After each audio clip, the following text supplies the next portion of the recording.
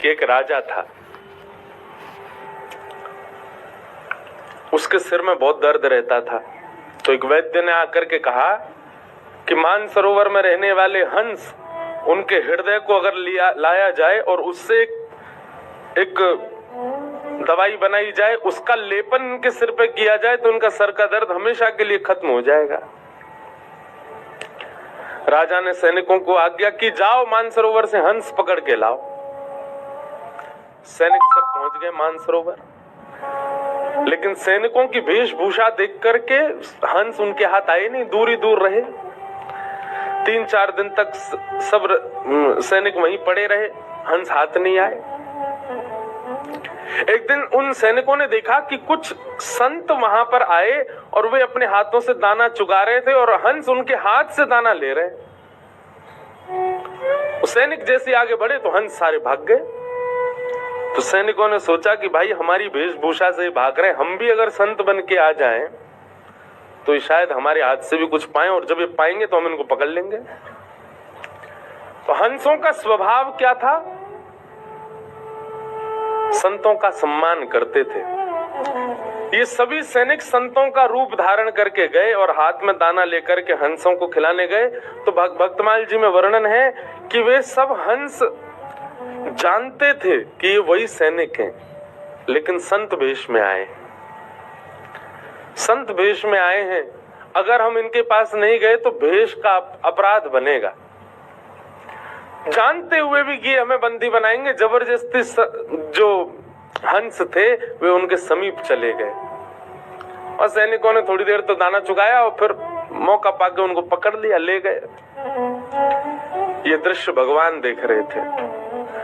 ठाकुर जी ने मन में विचार किया कि हंस जानते हुए भी कि ये सैनिक हैं, हमें बांध लेंगे, फिर भी भेष का सम्मान करने के लिए इन्होंने खुद को दे दिया।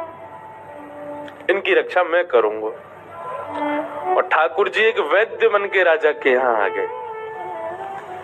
हंसों को लाया गया पिंजरे में बंद करके, बस उनका वध करना ही था कि तुरंत ठाकुर जी आए और ठाकुर जी आके बोले, राजन सुनो, हम आपसे वचन देते हैं, इन हंसों को अभी मत मारो।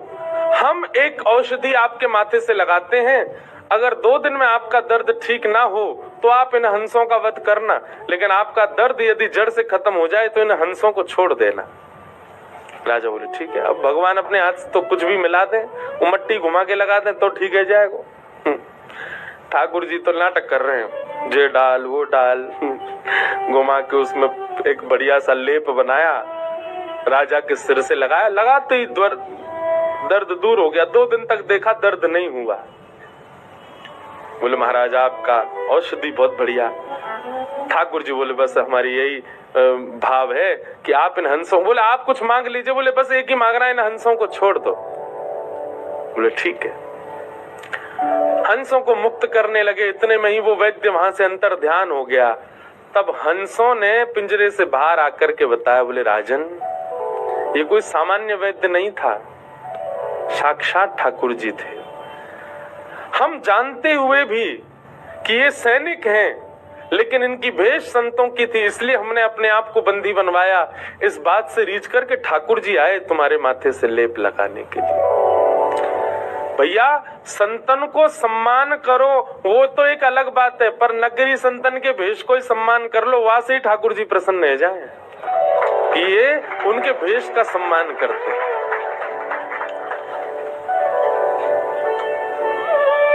कलयुग यदि जीवन में आ जाएगा ना बंधुओं, बहुत सावधानी से सुनिएगा, हमारी भक्ति में सबसे ज्यादा बाधा यदि कोई है तो वो एक ही है, और वो है वैष्णव अपराध।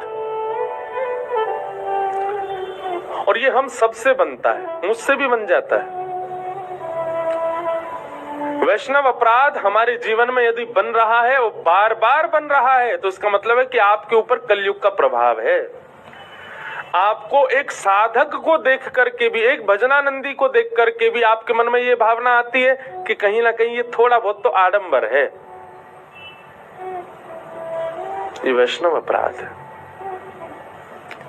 और ये कलयुग आपके ऊपर आ चुका है, इस बात का प्रमाण है।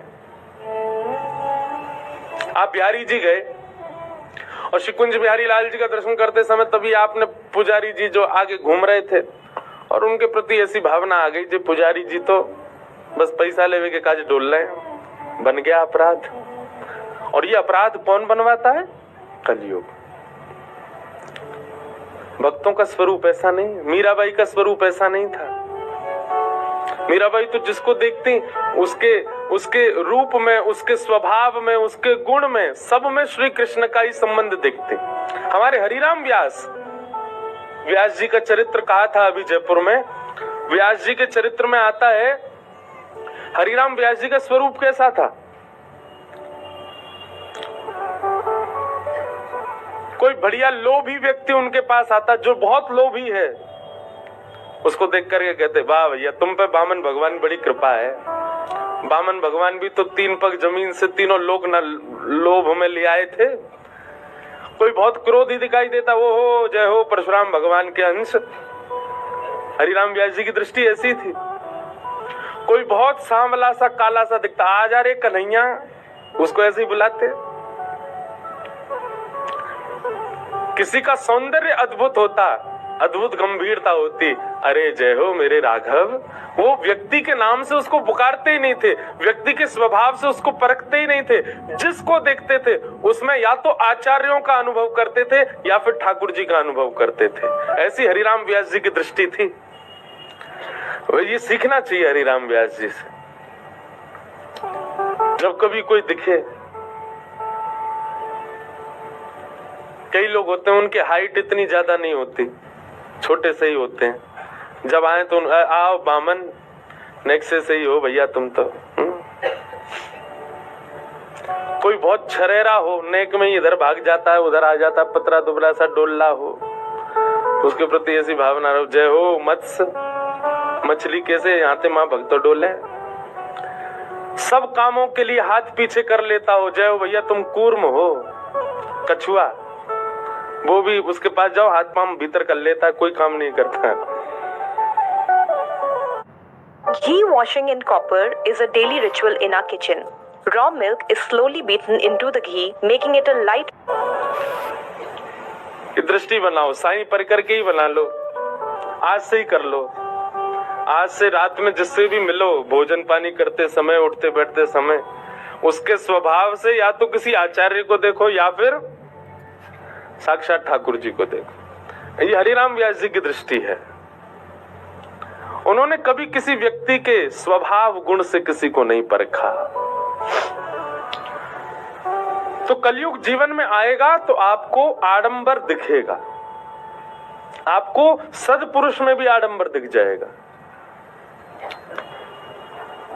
चैतन्य महाप्रभु वे जब विचरण करते थे तो कोई नाटकबाज व्यक्ति भी हो, कुछ नहीं, केवल पैसा कमाने के लिए भगवान नाम गा रहा है, चैतन्य महाप्रभु उसके मुख से भी नाम सुनकर के नेत्रों से भाव विवल हो जाते, उसके चरणों में प्रणाम करते, भैया धन्य है। सब लोग आके कहते, अरे ये पाखंडी है, ये केवल पैसा कमाने के लिए नाम गाता है।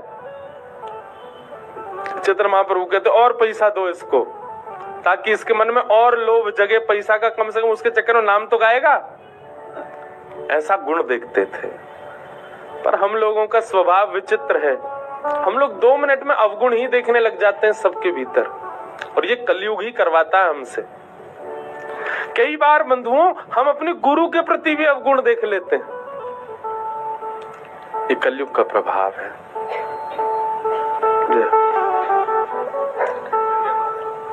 जय जय राधा वल्लभ श्री हरिवंश, जय जय राधा वल्लभ श्री हरिवंश, जय जय राधा वल्लभ श्री हरिवंश, जय जय राधा वल्लभ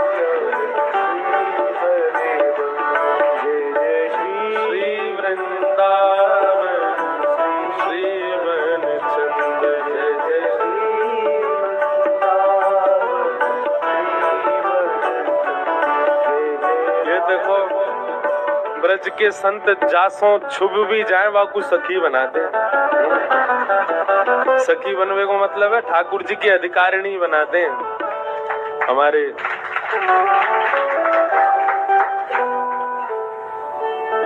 पूज्य हिताश्रम वाले पूज्य महाराज जी पधारे हैं। बारंबार महाराज जी को वंदन जय।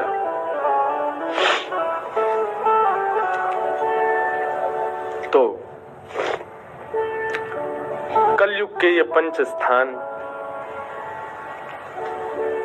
राजा परीक्षित स्वयं भटक गए, शमीक ऋषि के गले में मरा हुआ सर्प डाल दिया और शमीक ऋषि के पुत्र श्रृंगी, उनको जब ये बात पता चली कि मेरे पिता के गले में मरा हुआ सर्प डाला है, तुरंत उन्होंने श्राप दे दिया।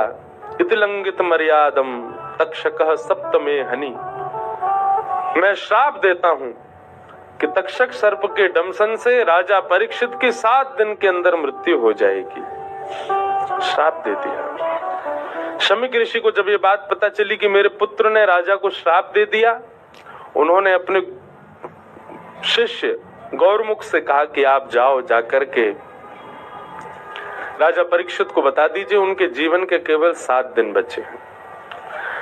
राजा परीक्षित को जैसे ये बात पता चली कि मेरे जीवन के केवल 7 दिन बचे हैं, देखो एक बात बहुत ध्यान से सुनना।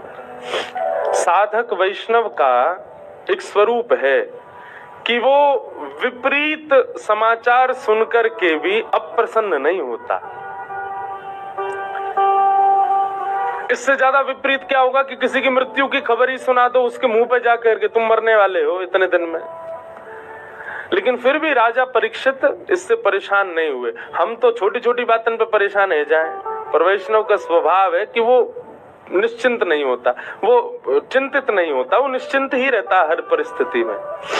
सूरदास जी का एक पद है, जैसे राखो तैसे रहूं, जानत हो दुख सुख सब जन के, मुख से कछु ना कहूं। आप सब जानते हो नाथ, मैं क्या बताऊं आपको। जैसे राखो तैसे रहो। परीक्षित जी ने मन में विचार किया कि जिन्होंने मेरी मातृ गर्भ में ब्रह्मास्त्र से मेरी रक्षा की, उस समय भी कोई कारण था, और आज एक ब्राह्मण के द्वारा 7 दिन में मरने का श्राप लगा है, तो ठाकुर जी ने इसमें भी कोई कारण ही देखा होगा, मैं क्यों चिंता करूं। उन्होंने चिंता नहीं की। हम सिड्डी से कभी उतरते हैं, कई बार ऐसा होता है कि हम गिरने वाले थे लेकिन बच गए, पर कभी कभी होता है गिर जाते हैं। अरे ठाकुर जी ऐसे कब गिर दिया आपने। ठाकुर जी कहें दारी के तो यूं याद ना, 2 बार बचाओ भी तो वहां समय तो तेने कही ना, जय हो ठाकुर जी आपने बचा लिए, और ज्यादा ना लग जाए बाद ना रोने लगे। विचारणीय बात है कि नहीं। आप साइकिल चला रहे हो, कितनी बार ऐसा होता है कि आप गिरने वाले थे, नहीं गिरे, लेकिन जिस दिन गिर जाते हैं उस दिन ठाकुर जी के आगे रो रहे हैं, क्या गिर दिए। घर में परिवार का कोई सदस्य बीमार हो गया, बीमार होकर बेचारा ठीक हो गया, लेकिन किसी दिन बीमार हो गया और इतना बीमार हुआ कि ठीक ही नहीं हो रहा, तो ठाकुर जी शिकायत शुरू हो जाती है। ठाकुर जी कहते हैं ये कितनी बार बीमार हुआ, उतनी बार सही भी तो हुआ, तब तो तुमने क्षमा नहीं किया, तब तो तुमने एक बार भी नहीं कहा कि ठाकुर जी आपकी बड़ी कृपा, और जब अब सब सही नहीं हो रहा तो फिर शिकायतें लगा रहे हो। ये समझने वाली बात है, राजा परीक्षित से सीखो। राजा परीक्षित कह रहे हैं कि जब मेरे मातृ गर्भ में ब्रह्मास्त्र आकाश में था तो वो रक्षा करने आए थे, और आज 7 दिन में मरने का श्राप लगा है, तो इसमें भी कुछ ना कुछ होगा। हमारे पूज्य गुरुदेव भगवान रामानुज गुरु जी बहुत अच्छी बात कहते हैं, ध्यान से सुनना। विश्वासो फलदायक। राजा परीक्षित जब अपनी मातृ गर्भ में थे तो भगवान शस्त्र लेकर के गए और उनकी रक्षा की, और राजा परीक्षित जब जीवित अवस्था में 7 दिन में मरने का श्राप लगा तो भगवान शास्त्र रूप धारण करके आए और उनकी रक्षा की, भागवत जी के रूप में आए। अच्छा, दोनों में भी कारण। गुरुदेव भगवान कहते हैं, मैंने देखो गुरुदेव का दर्शन नहीं किया, पर गुरुदेव की लिखनी कई छोटे छोटे ग्रंथों वो पढ़े हैं मैंने। एक जगह गुरुदेव कह रहे हैं कि वहां अश्वत्थामा ने शस्त्र छोड़ा था मारने के लिए, तो भगवान शस्त्र से ही रक्षा करने आए। चक्रा नाम की गदा को घुमाया भगवान ने गर्भ में जाके, और आज एक ब्राह्मण ने वाक वज्रम विशशरजह, वाणी का वज्र छोड़ा है, तो ठाकुर जी भी वाणी रूपी धारण करके आए रक्षा करने के लिए।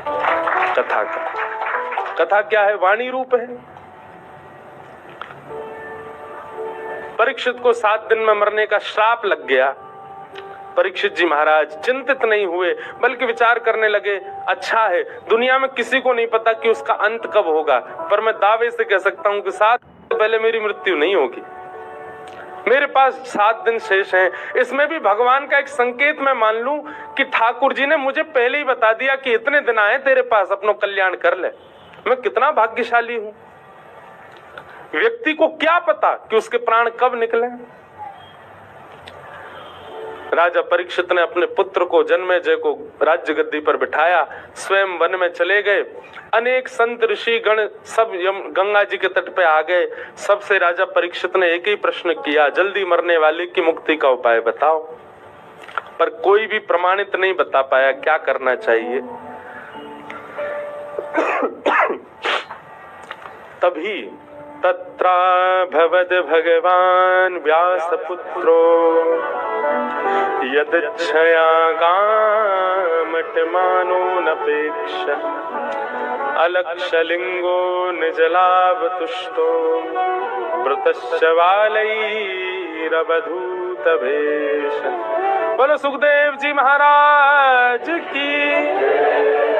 श्री सुखदेव भगवान प्रकट हो गए और चलते हुए आ रहे हैं राजा परीक्षित के पास।